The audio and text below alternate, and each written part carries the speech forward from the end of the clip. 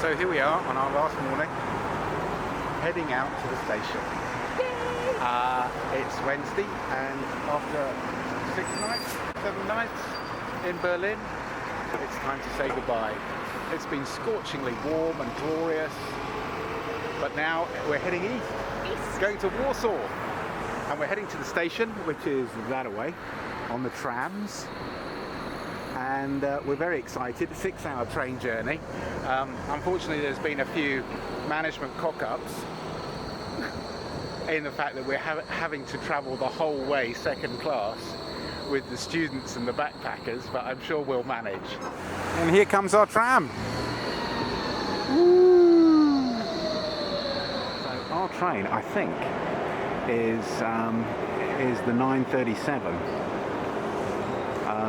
to Warsaw, platform 11, I believe.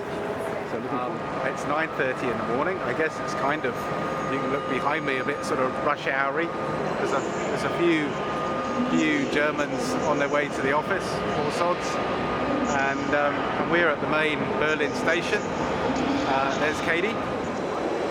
So we're hoping this train isn't ours, because as you can tell, we're on the outside and we're not on it. So goodbye train, goodbye. Hopefully not going to Warsaw. But anyway, this is our train to Warsaw, we hope. All we've got to do is find carriage 267, and it doesn't seem that long for us to find it. Oh, restaurant car. Lovely jubbly. So we're on this train now. It's been a bit of a scrummage.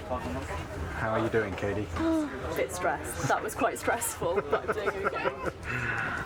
But we're here. We've got the right seats, we think. We've been trying to be turfed out, but we stood our ground. We've had a battle with bicyclists, but we've got our luggage on, so it's all good. This wouldn't happen in first class, but there you go.